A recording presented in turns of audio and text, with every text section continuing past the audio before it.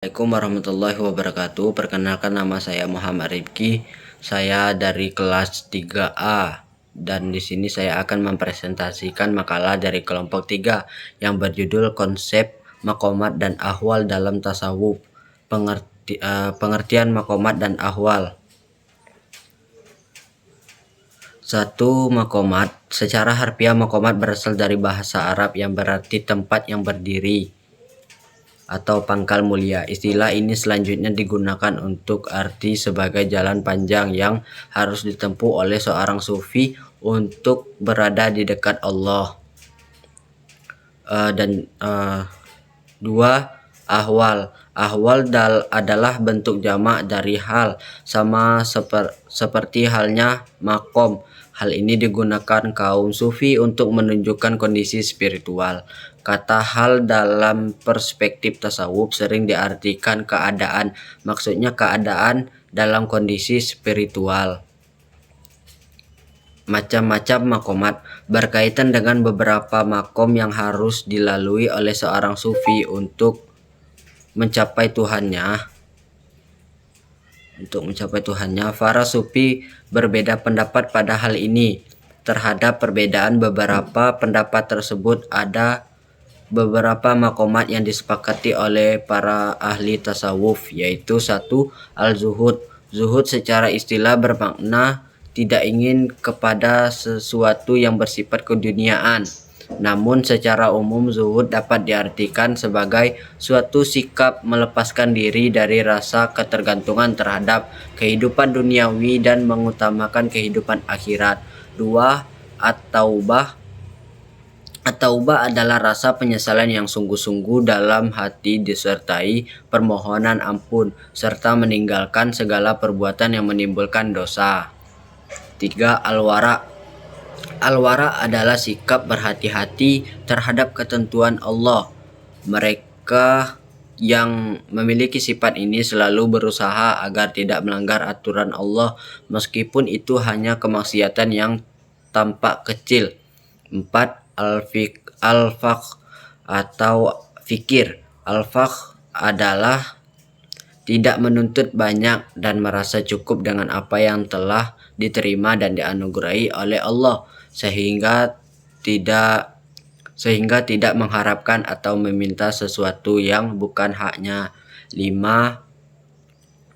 As-sabar atau as-sabar adalah salah satu sifat andalan bagi kaum sufi. Sifat sabar merupakan sifat dasar yang dimiliki oleh para nabi dan rasul. Mereka yang memiliki kesabaran yang luar biasa dinamakan dengan ulul azmi. Jadi sabar artinya menjauhkan diri dari hal-hal yang bertentangan dengan kehendak Allah. Dalam ajaran tasawuf, sifat sabar dibagi menjadi 3 macam, yaitu 1. Sabar dalam beribadah kepada Allah. 2. Sabar dalam menjauhi larangan Allah.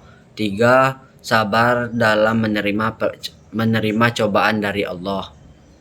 6. Tawakal.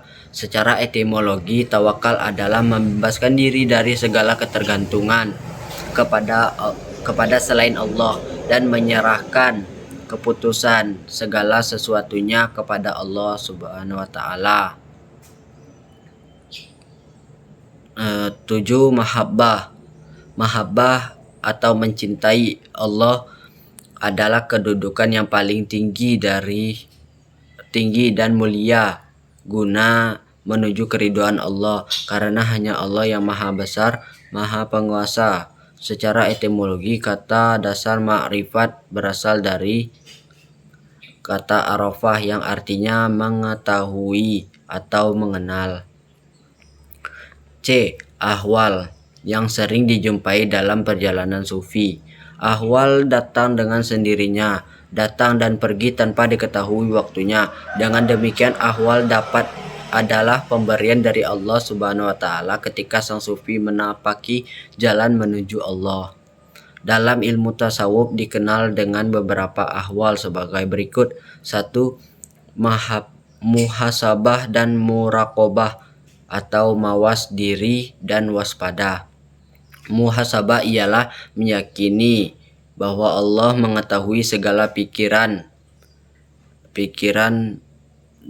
perbuatan, dan rahasia dalam hati yang membuat seseorang menjadi hormat, takut, dan tunduk kepadanya.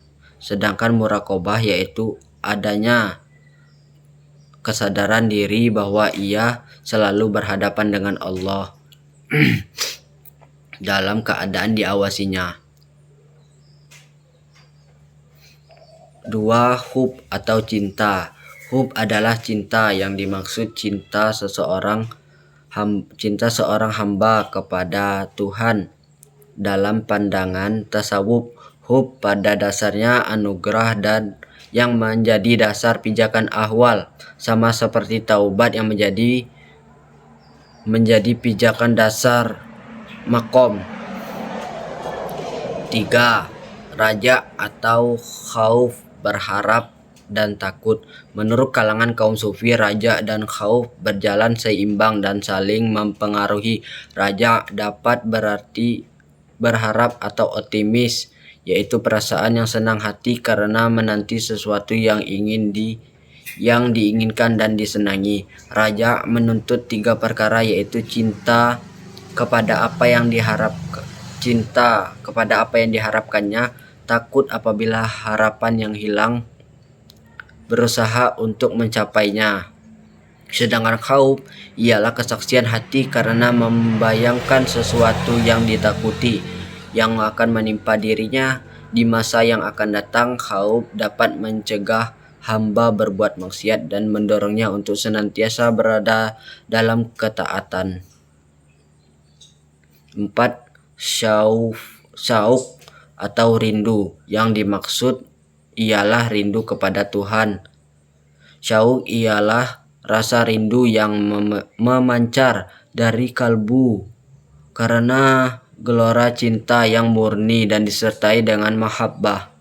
5. Uns atau intim adalah keadaan jiwa dan seluruh ekspresi terpusat penuh pada titik sentrum, yaitu Allah. Tidak ada yang dirasa, tidak ada yang diingat, dan tidak ada yang diharapkan kecuali Dia. D. Perbedaan mendasar maqamat dan ahwal. Secara historis, konsep maqamat dan ahwal diduga muncul pertama kali pada abad 1 Hijriah. Sosok yang memperkenalkan kedua terms tersebut adalah Ali bin Abi Thalib.